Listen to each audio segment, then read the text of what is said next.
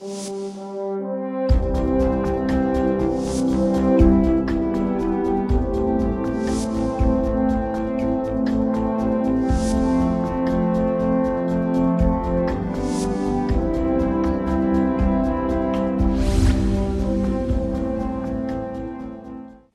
सोडून अपुरे पडला, झुंजत खंती नको पुढे. कार्या चालव गिरवून तुमच्या पराक्रमाचे आम्ही धडे. वयाच्या 15व्या वर्षी चापेकरांवरच्या फटक्यामध्ये सावरकरांनी घेतलेली ही प्रतिज्ञा आहे. प्रतिज्ञा घेणारे घेतात हो, शेवटपर्यंत किती जण नेतात ते सगळ्यात महत्वाचं असतं. या मुलांनी 15व्या वर्षी प्रतिज्ञा घेतली आणि शेवटपर्यंत तिचं पालन केलं, हे सगळ्यात महत्वाचं. आणि मग तिथपासून पुढे जो आपण या मुलाचा प्रवास बघतोय तो एक वेगळ्या पद्धतीने असाच बघतोय. कारण तिथून भगुरून नाशिक, नाशिकहून पुणे, पुण्यानंतर एकदम झेप कुठे तर ब्रिटनमध्ये. ब्रिटनमध्ये ज्या वेळेला वकिलीचं शिक्षण वगैरे घेत होते सावरकर त्यावेळेला, आणि मग तिथून सावरकर अंदमानात म्हणजे मुंबईमध्ये आले. त्यावेळेला त्यांच्यावर अभियोग चालवण्यात आला. खरं म्हणजे हा एवढा मोठा विषय आहे ना की प्रत्येक विषयावरती, प्रत्येक भागावरती एक एक व्याख्यान होऊ शकतं. पण अंदमानमध्ये ज्या वेळेला सावरकरांना तब्बल 50 वर्षाची काळ्या पाण्याची शिक्षा झाली. काळं पाणी म्हणजे काय हे कित्येक जण विचारतात बरं का. अंदमानला मी 12 वेळा जाऊन आलोय. तितक्या वेळेला तिथे गेल्यानंतर लोक विचारतात काळं पाणी कुठे दिसतं हो इथे. तेव्हा त्यांना सांगावं लागतं की बाबा रे, हा वाक्प्रचार आहे. काळं पाणी याचा अर्थ इथून परत कोणी माणूस आलेला नाही, इथेच मेलेला आहे माणूस, म्हणून याला काळं पाणी म्हटलं जातं. इतकी ही कठोरतम शिक्षा आहे. सावरकरांसारखा माणूस ज्या वेळेला 25-25 वर्षाच्या या 2 शिक्षा झालेला, त्या तिथून आतमध्ये शिरला त्या सेल्युलर जेलमध्ये, आणि मग जेलमधलं एक भयानक आयुष्य सुरू झालं. पहिले काही महिने तर बाहेरच्या कोणाचं दर्शन सुद्धा नाही. त्यानंतर जे दर्शन व्हायला लागलं त्यावेळेला ज्या ठोठावण्यात येत होत्या शिक्षा, पहिल्यांदा त्या नारळाचे छिलके काढणं. छिलके काढून झाल्यानंतर ते कुटणं. लक्षात घ्या, याच्यामध्ये इथे हाताला याच्यातून पहिल्यांदा सालपटं निघायची, मग पाणी निघायचं, रक्त निघायचं, सरते शेवटी गट्टे पडायचे. एवढं झाल्यानंतर मग बार येऊन सांगायचा, आणि बारी म्हणायचा की सावरकरा, आता पुढच्या इयत्तेत तुझी बदली झाली बरं का. पुढची इयत्ता कुठची हो? पुढची इयत्ता म्हणजे हा जो कुठलेला काथ्या आहे ना त्याचा दोर वळायचा. हा दोर वळता वळता सगळी बोट दुखायला लागायची. हा सगळा भाग, कोपर, दंड, सगळे सांधे हे दुखायला लागायचे. त्याचंही वर्णन सावरकरांनी केलंय. इतकंच नाही, रोजचं अन्न मिळायचं ते तरी काय हो. सावरकरांनी स्वतः वर्णन केलेलं आहे की आमचे स्वयंपाकी प्राय गुप्त रोगाने पछाडलेले, त्याचा घाम आमटीमध्ये सांडायचा. भाजीमध्ये सापाचे आणि गोमांचे तुकडे येणं हे तर नित्याचंच होतं. भात आणि चपात्या या अर्धवट शिजलेल्या किंवा जळक्या असायच्या. मिळालेलं हेही अन्न जर टाकून दिलं तर पुढचे 7 दिवस काही खायला मिळायचं नाही. सकाळी मिळणाऱ्या कांजीला रॉकेलचा वास यायचा.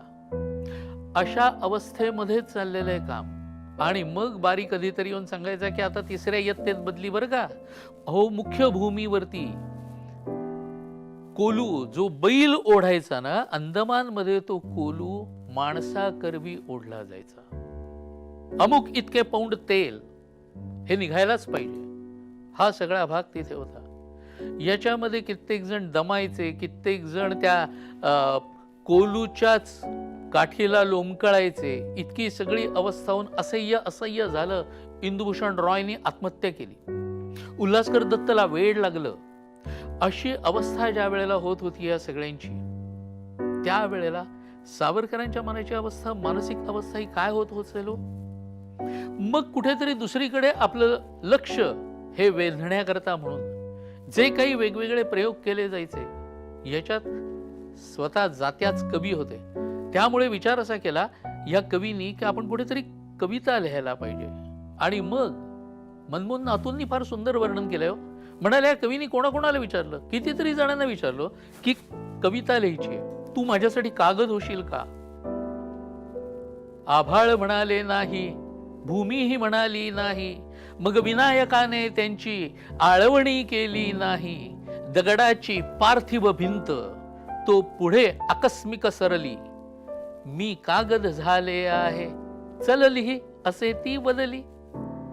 आणि मग त्या तुरुंगाच्या त्या कोठडीच्या ज्या भिंती होत्या ना, त्यालाच कागद समजून मिळालेला एखादा घायपाताचा काटा किंवा खिळा यांनी कविता लिहिणं सुरू झालं. थोडं थोडकं नाही, 6000 ओळींचं काव्य निर्माण झालं. गोमंतक असू दे, विरहश्वास असू दे, अशा प्रकारचं विविध त्या ओळी तिथे झर झर झर झर उमटायला लागल्या. ज्या वेळेला दर 3 महिन्यांनी चुना फासला जायचा, त्यावेळेला हे म्हणायचं चला नवीन ताव मिळाला, नवीन रीतीने करू. अहो पण या सगळ्यातून प्रत्येक जण, प्रत्येक कैदी हा तसा नव्हता ना, वेगवेगळे काहीतरी गुण असलेला. या ज्या भयंकर शिक्षा होत्या त्या शिक्षांमधून सुटका करून घेण्याकरता म्हणून काय करायचंय तर कित्येक जण जंगलामध्ये जायचं ना, तिथे जंगलामध्ये आपल्या हातावर किंवा पायावरती घाव करून घ्यायचे. त्या घावामध्ये एखादा ओला दोरा ओवायचे, जेणेकरून ती जखम 5-7 दिवसात सडायची आणि मग त्याला हॉस्पिटलमध्ये हलवलं जायचं. त्या तुरुंगातल्या इस्पितळामध्ये जाणं म्हणजे या सगळ्या जीवघेण्या गोष्टीमधून सुटका होणं. किती अघोरी उपाय होते हो. काही जण तर विष्ठाच स्वतःच्या अंगाला फासून घ्यायचे, त्यामुळे तो वेड लागलाय असं म्हणून त्याची तरी तिथून मुक्तता काही काळापुरती का होईना पण अशी होत असे. हे जे सगळे भाग होते ना, या सगळ्या भागातून सावरकरांची कोठडी आपण पाहिली तर ती कोठडीच अशा जागी आहे की जिथे बघितल्यानंतर तिथून खाली एकाच वेळेला 3 जणांना फाशी देण्याची जागा होती, कारण त्यांनाही वेड लागावा तिथला हेतू होता. सुरुवातीचा काळ हा प्रचंड कष्टाचा होता, पण तेच सावरकर या सगळ्याला पुरून उरले. आणि जी 11 वर्ष एकूण अंदमानामधली त्यांनी काढली, ती अंदमानातली 11 वर्ष त्याच्यामध्ये पुढच्या वर्षांच्या मध्ये अनेक बंदींना त्यांनी शिकवलं, जे अनपढ होते त्यांना शिकवलं. स्वतः वेगवेगळ्या भाषा शिकले, उर्दू सुद्धा अगदी तिथे शिकलेत ते. आणि मग हम हे हमारे वाली है सारखी कविता, उर्दू कविता ही सुद्धा सावरकरांनी लिहिलेली. अशा वेगवेगळ्या भाषा शिकणं वगैरे हे सगळं काम केलं.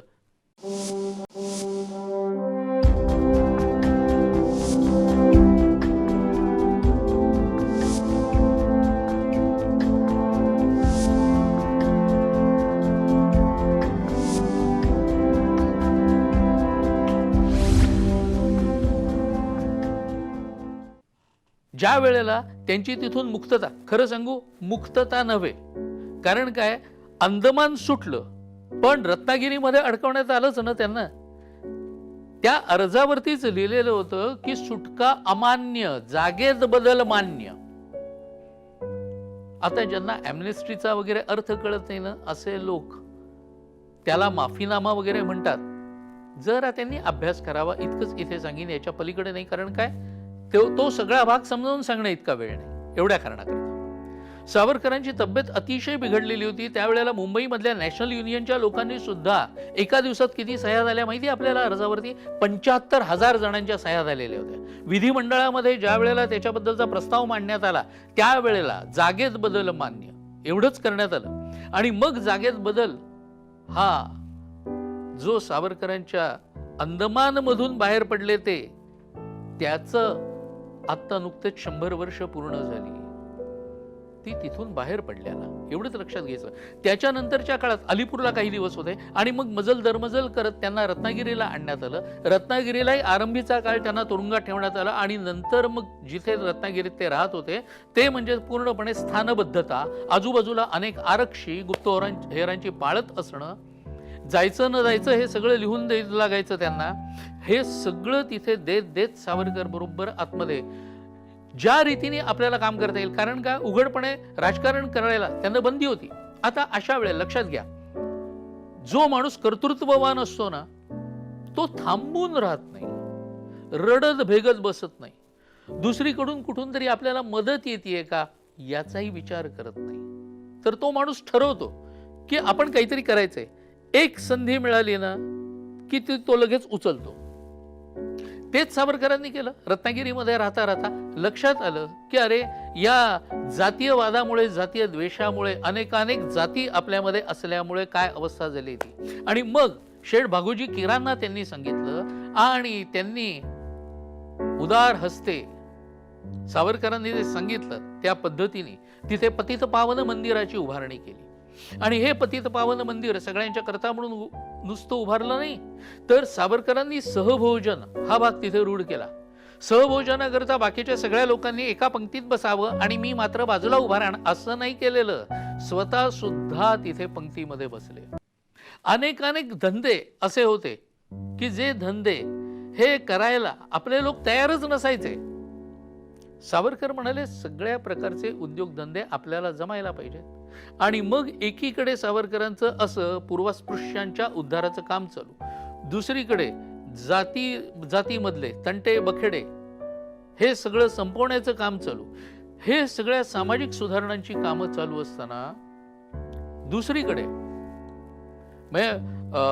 महर्षी विठ्ठलरामजी शिंदेंनी सुद्धा सावरकरांच्या बद्दल त्यावेळेला गौरव उद्गार काढलेत, विसरता कामा नये. हे सगळे कामं चालू असताना दुसरीकडे लक्षात आलं की आपल्या भाषेची किती हेळसांड होती. आणि मग सावरकर म्हणतात लोकांना की अरे आपल्या भाषेमधला जर शब्द आपण वापरला नाही आणि त्याच्याऐवजी दुसऱ्या भाषेतला शब्द उसना घेऊन वापरला ना तर भाषा समृद्ध होत नाही, आपल्याकडचा मूळ अर्थाचा शब्द मरतो. बरोबर आहे की नाही? बघा उदाहरण सांगतो आपल्याला म्हणजे लक्षात येईल. थँक्यू आणि सॉरी हे शब्द येता जाता आपण उच्चारतो की नाही? आता याला मराठीत शब्द आहेत ना, धन्यवाद, क्षमस्व हे शब्द आहेत. हे शब्द न उच्चारल्यामुळे हळूहळू असेही शब्द मराठीत आहेत हे आपण विसरून जाऊ आणि फक्त सॉरी आणि थँक्यू एवढ्यावरच राहू. म्हणून सावरकर असं म्हणतात की जे शब्द, जी वस्तू ज्या भाषेत नसते त्या वस्तूला त्या भाषेत शब्द नसतो. बरोबरच आहे हो. लुगड्याला काय इंग्रजीत शब्द सांगा? लुगड्याला लुगडच म्हणतात. आता कोणी सारी म्हणून सांगू नये बरं का, कारण सारी हा परत साडी या हिंदी शब्दावरून घेतलेला शब्द आहे. धोत्राला काय शब्द आहे इंग्रजीत? धोती हा शब्द सुद्धा हिंदीतून घेतलाय बरं का. मग धोतर किंवा लुगडं याला इंग्रजीत शब्द नाही, कारण त्या वस्तू इंग्रजीत नाहीच आहेत. सावरकरांचं म्हणणं किती मोठं आहे बघा. सावरकर कोटाला कोटच म्हणतात. का? कारण कोट आणलाय कोणी? साहेबांनी आणलेला आहे. मग कोटाला जोपर्यंत योग्य शब्द मिळत नाही तोपर्यंत कोटाला कोटच म्हणायला काही हरकत नाही. गुलाब विदेशी आहे, गुलाबाला गुलाब म्हणायला काही हरकत नाही. जिलबी विदेशी आहे, ते जे सांगतायत ते मी सांगतोय, जिलबी विदेशी आहे, मग तिला सुद्धा तोच शब्द असला तरी काही हरकत नाही. याचा अर्थ अडेल तट्टूपणा नाहीये सावरकरांच्याकडे. पण खिल्ली उडवण्याकरता काही कोणालाही बोलायचं असेल तर त्यांनी बोलावं. पण त्यावेळेला लक्षात ठेवावं की आज आपण महापौर हा जो शब्द वापरतो तो सावरकरांनी दिलेला शब्द आहे, तो आपण सर्रास वापरतोय. याशिवाय जे चित्रपट तयार व्हायचे, या चित्रपटांची सुरुवातीची नामावली जी होती ना, ही नामावली सगळी इंग्रजीत होती. विनायकरावांना, मास्टर विनायकरावांना सावरकर म्हणाले की हे असं का? ते म्हणाले तात्याराव, हे सगळं तंत्रज्ञान जे आलंय ना ते तिथून आलेलं आहे ना, त्यामुळे आपल्याकडे मराठीत त्याला शब्दच नाही आहेत, आम्ही तरी काय करू? सावरकर म्हणाले ताव आणि लेखणी घ्या, मी तुम्हाला सांगतो पटापट. आणि मग जे शब्द सावरकरांनी सांगायला सुरुवात केली तेच शब्द आज सगळीकडे उपयोगात आणले जातात. अगदी वाहिन्यांमध्ये सुद्धा मराठीमधले तेच शब्द उपयोगात आणले जातात की चित्रपटांच्या नामावलीत सुद्धा तेच शब्द उपयोगाला आणले जातात. डायरेक्टर, दिग्दर्शक, म्युझिक डायरेक्टर, संगीत दिग्दर्शक, किती शब्द सांगू, जे जे आपल्याला शब्द दिसतायत मराठी शब्द आज, हे सगळे शब्द सावरकरांनी सुचवलेले आहेत. म्हणून ते असं म्हणतात की एडिटर, थांबा म्हणाले, काय आहे एडिटर? वर्तमानपत्राचा असतो तो वेगळा आणि इथे जो असतो तो वेगळा, कारण इथला असतो तो फिल्म कापणारा, त्याला एडिटर म्हणतात ना. म्हणून म्हणाले हा संकलक आणि तो संपादक. दूरध्वनी, असे अनेक शब्द सावरकरांनी दिलेत. त्या शब्दांचा सुद्धा एक छोटासा कोश आहे बरं का. तो नजरे खालून घातलात ना की कोणीतरी नाही सावरकरांनी काय असले शब्द सुचवल असं जे म्हणणारे आणि खिल्ली उडवणारे जाणीवपूर्वक असे जे लोक आहेत ना, त्यांच्या प्रयत्नांना तरी खीळ बसते. मग आपल्या भाषेतले शब्द, अरे माझी भाषा आहे आणि जर मला माझ्याच भाषेतले शब्द आठवत नसले किंवा येत नसले तर त्याची कुठेतरी लाज वाटायला पाहिजे आपल्याला. ती आपल्याला नाही वाटत, हे दुर्दैवाचं आहे. म्हणून सावरकर जे सांगतायत तो जो भाग आपण जर लक्षात घेतला नाही, मग हा माणूस तिथे बसून जे काम त्यांनी केलं ते जर आपण लक्षात घेतलं नाही तर आपल्यासारखे करंट आहे आपणच, नाही का? की भाषेकरता अमृतातेही पैजा जिंकी आम्ही म्हणतोय असं, पण आम्ही खरंच त्या पद्धतीने आपली मराठी भाषा बोलतोय का? म्हणजे मग तिथे बसल्या बसल्या सावरकरांनी केलेली जी ही कामं आहेत ना, ही कामं आपल्याला नाकारता येत नाही. समाजाकरता केलेलं काम, स्वभाषेकरता केलेलं काम. बरं, यात इंग्रजी त्यांना येत नव्हती किंवा कच्ची होती असं काही आहे? इंग्रजीमध्ये तर ग्रंथांचं लेखन केलेलं आहे त्यांनी, स्वतः बॅरिस्टर होता माणूस. पण आपल्या भाषेबद्दलचा जो असलेला एक आदर आहे, आपलेपणा आहे, जिव्हाळा आहे, प्रेम आहे आणि कर्तव्य सुद्धा की माझी भाषा उत्तम राहावी, हे जे त्यांनी तिथे केलं ना रत्नागिरीमध्ये, याला तोड नाही. आणि म्हणून कोणी जर काही विचारायला लागलं तर मुख्य गोष्ट एक म्हणजे सावरकरांनी राजकारणात का नाही काही केलं, कारण राजकारण करायला बंदी होती. 1937 मध्ये सुटेपर्यंत त्यांच्यावरती ती बंदी होती आणि म्हणून समाजकारण आणि भाषा सुधारणा ह्या एक त्यांनी कार्य हातात घेतलेलं होतं, ते व्यवस्थितपणे केलं. 1938 मध्ये सुटका झाल्यानंतर एका राष्ट्रीय पक्षाचे अध्यक्ष बनलेच की ते, पण त्यांचं राजकीय आयुष्य किती आहे तेही इथे जाता जाता फक्त नमूद करतो, तेवढंही लक्षात ठेवा आपण. सावरकरांचं राजकीय आयुष्य हे जर आपण लक्षात घेतलं तर रत्नागिरीवरून सुटल्यानंतर म्हणजे 1938 पासून 1947 पर्यंत म्हणजे केवळ आणि जेमतेम 9 वर्षाचं ते राजकीय आयुष्य आहे त्यांचं. आणि मग त्या आयुष्यामध्ये जेवढं जमलं तेवढं करण्याचा प्रयत्न हा त्यांनी केलेलाच आहे. पण काय केलं काय केलं नाही याचं मूल्यमापन करताना आपण स्वतः काय करत असतो याचा तरी आपण विचार करायला पाहिजे. जे राष्ट्रपुरुष असतात ना, लक्षात घ्या की मतमतांतर असू शकतात, वैचारिक भेद सुद्धा असू शकतात, मार्ग वेगवेगळे. कारण स्वातंत्र्य मिळाल्यानंतर एका पत्रकारांनी सावरकरांना विचारलं होतं बरं का, मुद्दाम ही आठवण आपल्याला सांगतो. तो म्हणाला, तात्याराव, या देशाला स्वातंत्र्य कोणामुळे मिळालं असं तुम्हाला वाटतं? सावरकर चटकन त्याला असं म्हणाले होते की बाबा रे, आमच्यासारख्या सशस्त्र क्रांतिकारकांचा त्यात वाटा होता, यात वाद नाही. पण ज्यांनी सत्याग्रह वगैरे केला, आंदोलनं केली, अशांचा सुद्धा यात सहभाग होता. इतकंच नव्हे तर हे दोन्ही मार्ग ज्यांना अवलंबता आले नाहीत, अशा सर्वसामान्य माणसांनी आपल्या घरात बसल्या बसल्या देवपूजा करताना स्वातंत्र्याची आकांक्षा करत जर देवाला एखादं फूल वाहिलं असलं ना, तरी सुद्धा त्याचाही तेवढाच मोलाचा सहभाग आहे. मला सांगा, केवढं मोठं मन आहे या माणसाचं. म्हणून एक ध्येय या सगळ्यांच्या पुढे आहे, स्वराज्य मिळवणं. स्वराज्य मिळवण्याकरता वापरलेले जर मार्ग वेगवेगळे असतील ना, तर त्या मार्गांच्या बद्दल आपल्यामध्ये मतमतांतर असू शकतात, पण त्यांच्या समोरचं जे उद्दिष्ट आहे किंवा लक्ष आहे ते लक्ष तर लक्षात घ्यायला पाहिजे आपण. तेही न करत नुसतंच इथे बसल्या बसल्या आम्ही काहीतरी चिकित्सा करतोय अशा थाटात जर बोलत राहिलो ना, तर मग कठीण होतं आणि नंतर मग माफी मागण्याची वेळ येते. याच्या पलीकडे काय होतंय? यामुळे हिमालयाकडे ज्या वेळेला बघतो त्यावेळेला तो हिमालय आहे असं समजून बघावं लागतं. समुद्राकडे बघताना तो अथांग आहे, त्याचा पलीकडचा तीर आपल्याला दिसणं हे शक्य नाही, हेही लक्षात घ्यावं लागतं. आणि म्हणून सावरकरांच्या सारख्या माणसाचं एका वाक्यात वर्णन करता येईल का असं एकाने विचारलं होतं. म्हटलं हो, सावरकर म्हणजे जणू एका मानवी शरीरामध्ये वसलेले वेगवेगळे अवतार असं वाटावं म्हटलं. कारण एकीकडे नाटककार आहेत, उत्तम गीतकार आहेत, क्रांतिकारक तर आहेतच आहेत, याशिवाय पत्रकारिता त्यांनी केलेली आहे, ते बॅरिस्टर झालेले आहेत, एका राजकीय पक्षाचे अध्यक्ष झालेले आहेत, स्वातंत्र्याकरता शिक्षा भोगलेले बंदिवानही झालेले आहेत. असे किती किती किती किती पैलू म्हणून सांगू. आणि हे सगळं या माणसाने एका जन्मामध्येच भोगलेलं आहे. हे सगळं जर आपण लक्षात घेतलं तर मग आपले मतभेद असले तरी सुद्धा हरकत नाही, पण किमान या अशा गोष्टी करता तरी आपलं मान नक्कीच आदराने लवणार याबद्दल आमच्या मनात तिळमात्र शंका नाही.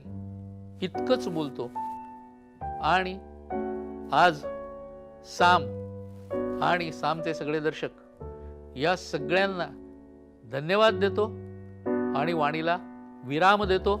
वंदे मातरम.